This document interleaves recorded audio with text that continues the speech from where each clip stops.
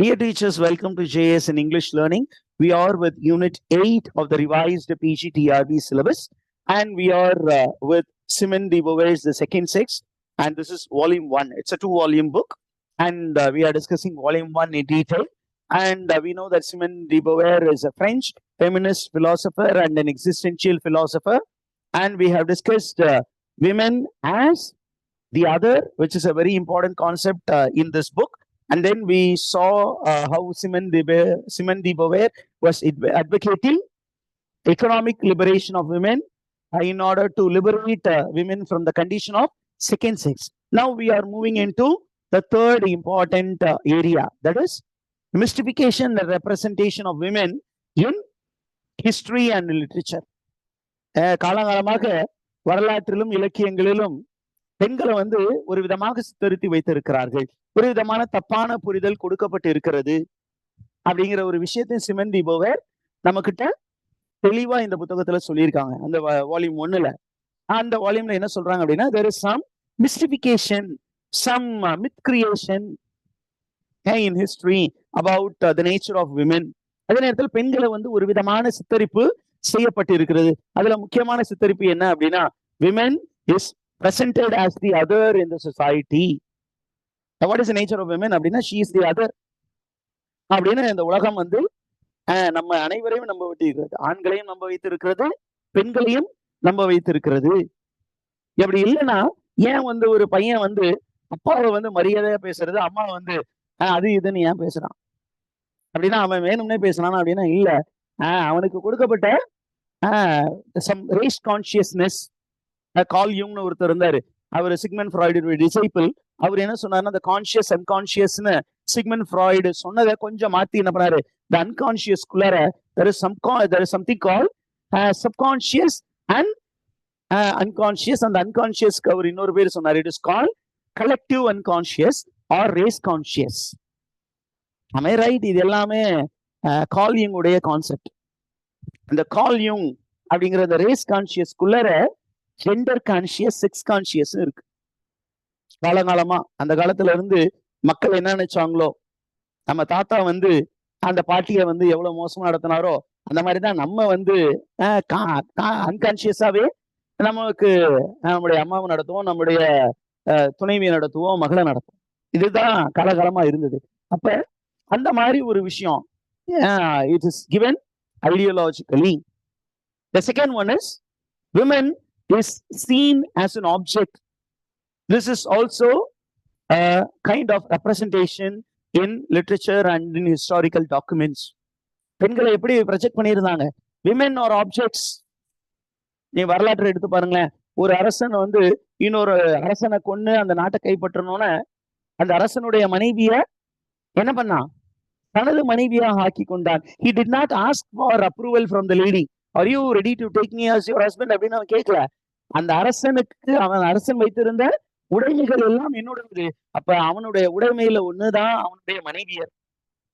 அவன் மனைவியர் எல்லாமே எனக்கும் மனைவியர் அப்படின்னு எடுத்துக்கிட்டான். This is called objectifying and possessing woman, which is a threat to the very existence of women.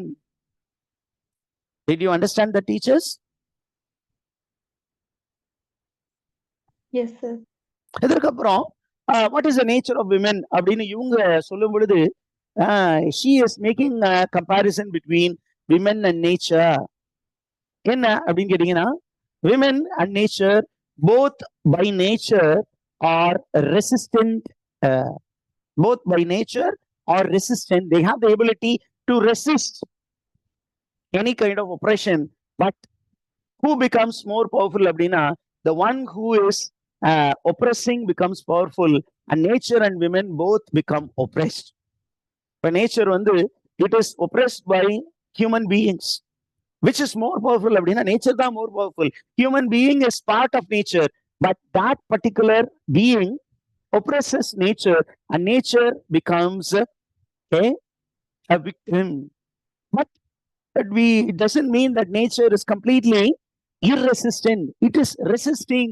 நீங்க ஒரு கடப்பாரை எடுத்து லேண்டை குத்தணும்னா there is a resistance. But என்ன பண்றோம், தொடர்ந்து ஃபோர்ஸ் கொடுக்கும்போது நேச்சர் ஈல்ஸ். அதே மாதிரிதான் விமனும். Both are instinctively having ability to resist. This is a very important point in this section. புரிஞ்சதா teachers? Yes, sir. ரெசிஸ்ட் பண்ணுவாங்க. ஓகே, அண்ட் தென் என்ன அப்படின்னு கேட்டீங்கன்னா, both nature and women, they are objectified, they are possessed by men, but the truth is that they cannot be possessed completely. You can use a woman's body, but you cannot get the full satisfaction from the other being. And the being fulla தன்னை ஃபுல்லா உங்களுக்கு கொடுக்க முடியாது. That a man cannot get. He can use the body, but not the emotional touch of the body. அது அவனுக்கு கிடைக்கவே கிடைக்காது அப்படிங்கிறதையும் இங்க சொல்லி இருக்கிறாங்க. Did you understand the teachers? Yes, sir. Okay. அடுத்தது ரொம்ப முக்கியமா, she is highlighting how religion looks at women. Okay, how religion looks at women. Both Christianity and Islam, they consider women as sinful beings. எப்படி பார்க்குதான்? Christianity இஸ்லாம் ரெண்டுமே ஜுடையிக் religion தான். இஸ்லாமும் கிறிஸ்டியானிட்டியும் they are ஜுடையிக் religion. ஜுடையிக் ஃபெய்த்ல அப்படியே எல்லாத்துக்குமே connected தான். அது ஜுடையிக் ஃபெய்த் ரெண்டுமே பார்த்தீங்கன்னா, they see women as sinful beings, as a being which do not have soul. ஆன்மாவே இல்லாத ஒரு பீயிங். அதே நேரத்துல women are agents of temptation. ஆண்களை தவறான வழிக்கு இட்டு செல்லக்கூடிய பெண்கள், கூடிய ஏஜென்ட்ஸா இருக்கிறாங்க. சாத்தானுடைய கையில் இருக்கக்கூடிய ஒரு நாகைகளாக பெண்கள் செயல்படுகிறார்கள் அப்படின்னு சொல்லப்படுது. Did you understand the teachers? This is mystification and representation we find in history and literature. அதே நேரத்துல women is represented எப்படி அப்படின்னா, women is represented as nature and death to certain extent. அப்படியும் பிரசன்ட் பண்ணியிருக்காங்க. women as nature, women is both the producer and women is also destroyer. ஆவதும் பெண்ணாலே அழிவதும் பெண்ணாலே அப்படிங்கிற விஷயமும் லிட்ரேச்சர்ல கொடுத்துருக்குறாங்க. அண்ட் ஆட்டோமேட்டிக்கலி இது எல்லா இந்த ரெப்ரசன்டேஷன்ல நமக்கு என்ன தெரியுது அப்படின்னு கேட்டீங்கன்னா, women is to be feared and women is to be shunned அப்படிங்கிற ஒரு ஐடியாலஜி இருக்கு. இப்ப விமனை பார்த்தாவே எல்லாரும் பயப்படுறாங்க. பெண்ணை கண்டால் படையும் நடுங்கும், பேயும் நடுங்கும். ஏன் அப்படின்னா அந்த அளவுக்கு ரொம்ப பவர்ஃபுல். பெண் can destroy. Did you understand the teachers? இது நெகட்டிவான presentation. This is how the society has presented women. அதே நேரத்துல என்ன பண்றாங்க அப்படின்னா, she is taking an alternate stand by scrutinizing representation of women in literature as something positive. என்ன அப்படின்னா, she goes to Greek literature. Greek literatureல how women are presented அப்படின்னு கேட்டீங்கன்னா, women as presented as the muses.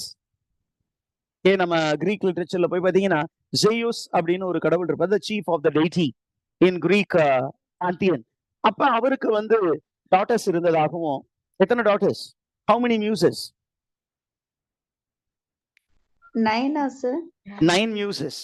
And these muses are considered to be the patrons of all domains of knowledge. எல்லா knowledge டொமைனுக்கும் patron யாரு? ஒவ்வொரு muse இருந்தாங்க. லிட்ரேச்சருக்கு ஒரு muse, ஹிஸ்டரிக்கு muse, ஆஸ்ட்ரானமிக்கு ஒரு muse, எல்லாத்துக்குமே economic ஒரு மியூஸ் அப்படின்னு 9 muses were there. அப்ப women are objects of admiration and inspiration for men. அப்ப women are great beings அப்படின்னு ஒரு ஆர்குமெண்ட் யார் வைக்கிறா?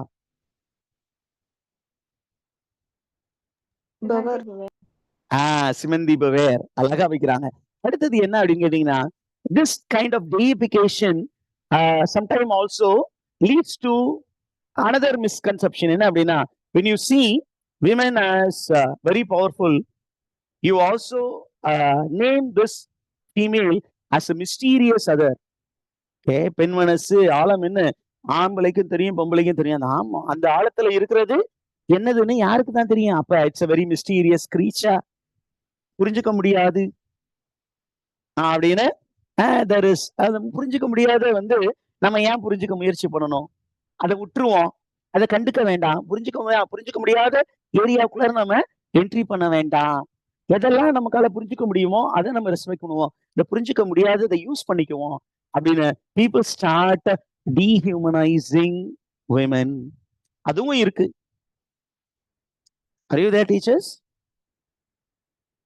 Yes, sir. Yes, sir. இதை சொல்லி முடிச்சுட்டு என்ன சொல்றாங்க? However, when man tries to subjugate women, this subjugation is not at all possible until women accept that kind of subjugation. No, nobody can be defeated unless you accept defeat.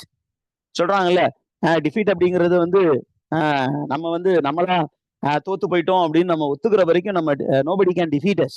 அதே மாதிரி பெண்கள் வந்து second sex அப்படிங்கிற ஒரு சிச்சுவேஷனுக்கு தள்ளப்படுகிறார்கள் அப்படிங்கிறத விட அதை accept பண்ணிக்கிட்டாங்க அப்படிங்கிறது தான் உண்மை. அதனால women should not accept that kind of status. We should fight against it by asserting our identities and individuality. அதுல ஒரு முக்கியமான இந்த டூல் இந்த ஹேண்ட்ஸ் ஆஃப் மேன் என்ன அப்படின்னு கேட்டீங்கன்னா the concept of ideal woman. இதை பத்தி பின்னாடி நவோமி வுல்ஃப் அப்படின்னு ஒருத்தவங்க பேசுவாங்க. இன்னைக்கு how women are subjugated by men அப்படின்னு கேட்டீங்கன்னா it is by a concept called beauty myth. பெண்களை அடிமையா வச்சிருக்கிறது, கொஞ்சம் யோசிக்க விடாம வச்சிருக்கிறதுக்கு ஒரு கான்செப்ட் ஆண்கள் கையெடுத்திருக்காங்க. என்ன அப்படின்னா அந்த கையில எடுத்திருக்க கான்செப்ட் என்னன்னா பெண்கள்னா இப்படிதான் இருக்கணும், இப்படி இருக்கணும். அது சங்க இலக்கியத்துல சொல்லியிருக்காங்க. பெண்களுக்கான டெபினிஷன் என்ன அப்படின்னா எப்படி இருக்கணுமா, கொடி இடையோடு இருக்க வேண்டும். அந்த பிசிக்கல் பியூட்டியை தான் பெருசா சொல்லியிருக்காங்களோட உள்ள இருக்க பியூட்டியை பத்தி பேசல. Spoke high about. அப்ப பெண்கள் வந்து தங்களுடைய பாடியை டெக் பண்ணணும்னு நினைச்சாங்க. உள்ள இருக்கிற விஷயங்களை பத்தி லிட்ரேச்சர் சொல்லி இருந்தாலும் அதை பத்தி அவங்க யோசிக்கவே இல்லை. Beauty is in getting approval from the other. இந்த அப்ரூவலுக்காக நான் என்ன பண்ணணும்? I should become the ideal woman. இந்த ஐடியல் woman கான்செப்டுக்கு நோக்கி பெண்கள் நகர்ந்ததுனால they became slaves. They fell into the trap of men. Did you understand that, teachers? Yes, sir. அதற்கப்புறம் in literature women are presented as collective, not as individuals. They were never presented as a singular character, okay, or a complex individual, whereas men are presented as a singular character, as a very complex character. Women அப்படின்னா ஸ்டீரியோடைப்பிங்ஸ் தான் இருக்கு. எப்பொழுதும் kerchief வச்சு அழுதுகிட்டே இருப்பாங்க, அல்லது they will be always a jealous a woman who is very jealous about the other lady and her happiness. அது இருக்க விடாம வில்லியா இருக்கிற மாதிரியே பிரசன்ட் பண்ணிட்டு இருந்தாங்க. இந்த மாதிரி பிரசன்ட் பண்ணதுனால பெண்கள் வந்து did not realize their real worth. Did you understand that? Yes, sir. Okay. அடுத்தது ரொம்ப பெரிய விஷயம் என்ன அப்படின்னா இந்த மாதிரி பிரசன்ட் பண்ணதுனால men of the present generation they have imbibed that idea and they are against women, and we are supposed to assert our individual traits. We are supposed to speak to the world about our personhood. We have to fight against these kind of stereotypic presentation or mystified presentation or these kind of negative representations in literature. இதெல்லாம் செஞ்சோம்னா we can assert our individuality and be equal to men அப்படின்னு அந்த ஒரு வால்யூமை அவங்க complete பண்றாங்க.